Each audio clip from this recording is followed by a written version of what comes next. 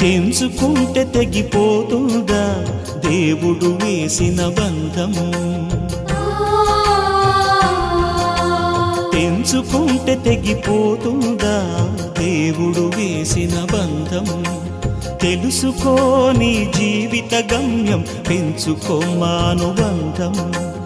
7 అడుగులు నడిచిన వాడే 7 జన్మలు తోడుంటాడు భర్తగా నిన్ను భరించువాడే బ్రతుకు దీపం వెలిగిస్తాడు